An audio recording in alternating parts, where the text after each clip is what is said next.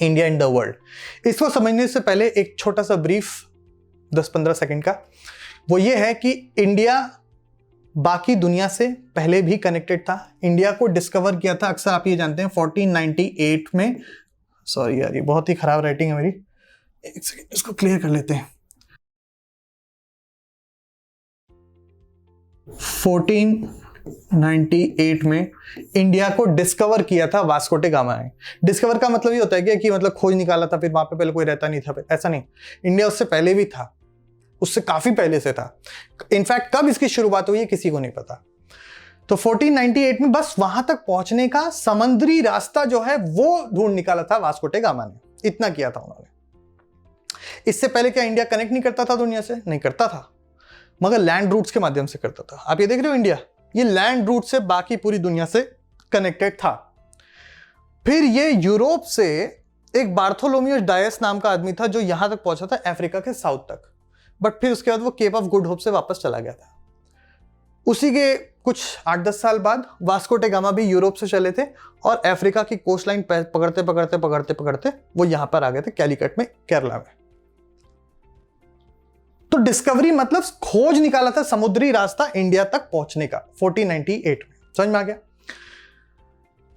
पहले जो, तो आपने समझा, पहले लैंड रूट से कनेक्टेड थे, फिर समुद्री रूट से कनेक्टेड थे, और पहले ऐसे घूम के जो आना पड़ता था। अब उसके बाद क्या हुआ, 1869 में एक स्विस कैनल जो है, ये स्विस कैनल, इस स्विस कैनल के मदद से हम यूरोप से डायरेक्टली यहां से रेड सी के माध्यम से यहां पर पहुंच सकते थे।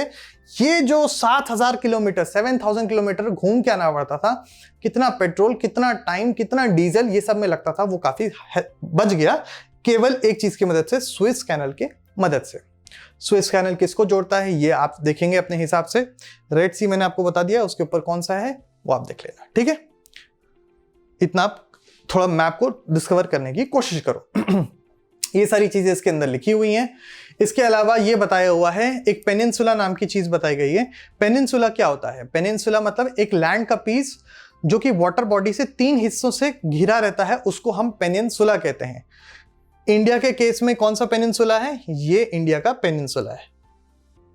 इनफैक्ट जो इंडिया का पेनिनसुला है वो इंडिया की कोस्ट लाइन इतनी ज्यादा, यानी कितनी थी, 7516.6 किलोमीटर, ये इतनी ज्यादा है कि इंडियन ओशन का नाम, मतलब ये जो इंडियन ओशन पड़ा है ये सिर्फ इसलिए क्योंकि इतनी लंबी बाउंड्री किसी भी देश की किसी भी समंदर से नहीं होती, इसलिए इसको नाम जस्टिफाई किया गया है कि इंडियन ओशन बिल्कुल सही रखा गया है। इनफैक्ट ये जो इंडियन पेनिनसुला है और ये जो 2 आइलैंड्स हैं ये इतने स्ट्रैटेजिक हैं कि किसी को भी अगर वेस्ट से ईस्ट से धंधा करना है या ईस्ट से वेस्ट की तरफ धंधा करना है, ट्रेड करना है, तो उनको इस वाले रूट से होके गुजरना पड़ता है। और हमारा ये जो स्ट्रैटेजिक पॉइंट है ये काफी ज्यादा इंपॉर्टेंट हो जाता है इस पॉइंट ऑफ व्यू से, ठीक है? इसीलिए अंडमान निकोबार में हमारी ट्राई आर्म, मतलब तीनों आर्म्ड फोर्सेस जो बोलते हैं ना, ट्राई आर्म फोर्सेस का कमांड है अंडमान एंड निकोबार के अंदर, ठीक है? ओके। इसके अलावा अब ये वही बताया हुआ है पूरा जो मैंने आपको अभी तक बताया कि किस तरीके से पहले हम लैंड रूट से थे कनेक्टेड, फिर सी रूट से कनेक्टेड हुए, फिर सी रूट में भी कैसे स्विस कैनल डिस्कवर हुआ, उसने कैसे 7000 किलोमीटर जो है वो कम कर दिया। इन सारी चीज़ों की मदद से इंडिया ने ट्रेड किया, इंडिया की जो कल्चरल वैल्यूज़ थी वो बाहर पहुंची, बाहर की कुछ कल्चरल वैल्यूज़ हमारे पास आई, ग्रीक स्टाइल हमारे पास आया, ऐसे न जाने बहुत सारे exchange of traditions and economic हमारे रिलेशनशिप जो है बाहरी दुनिया से एस्टैब्लिश हुए।